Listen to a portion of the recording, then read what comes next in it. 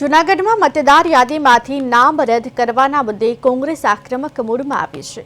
કોંગ્રેસના આગેવાનો દ્વારા જિલ્લા કલેક્ટરને આવેદનપત્ર આપી ભાજપ પર ગંભીર આક્ષેપો કરવામાં આવ્યા છે કે ભાજપે ગેરબંધારણીય રીતે ફોર્મ 7 રજૂ કરી 13,000થી વધુ મતદારોના નામ કમી કરવાનો પ્રયાસ કર્યો છે। કોંગ્રેસનો આરોપ છે કે ભાજપને મત ન મળતા હોય તેવા વિસ્તારોના લોકોના નામ ટાર્ગેટ કરી BLO દ્વારા મહા મહેનતથી સુધારેલી મતદાર યાદીમાં છેડછાડ કરવામાં આવી છે। 4 ટર્મથી ચૂંટાતા વોર્ડ નંબર 8ના કોંગ્રેસી કોર્પોરેટર અદ્રેમાન પંજાનું નામ કમી કરવા ભાજપે પેરવી કરી હોવાનો પણ આરોપ લગાવ્યો છે। કોંગ્રેસે કલેક્ટર કચેરીએ ઉગ્ર વિરોધ નોંધાવી ખોટી અરજી કરનાર ભાજપના આગેવાનો સામે કાયદેસરની કાર્યવાહી કરવાની માંગ કરી છે।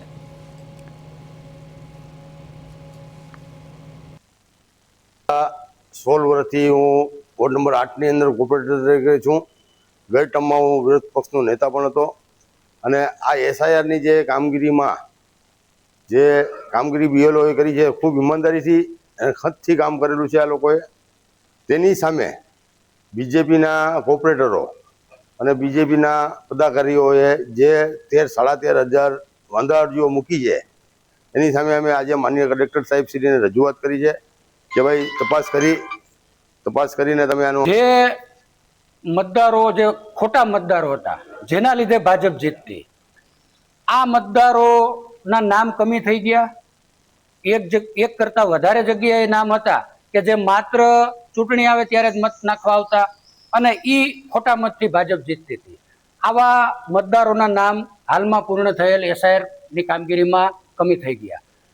ભાજપને આ કામગીરીથી પેટમાં તેલ રેડાયું। હવે ઈ નામ ચડાવી શકે એવી કોઈ પાછા પરત ચડાવી શકે એવી કોઈ શક્યતા નથી। એટલે બેલેન્સ કરવા માટે જે કોંગ્રેસના કમિટેડ વોટ છે આવા વિસ્તારમાં નામ કમી કરવા માટે ફોર્મ નંબર 7 રજૂ કરી અને 13,500 વાંધાઓ રજૂ કરવામાં આવ્યા।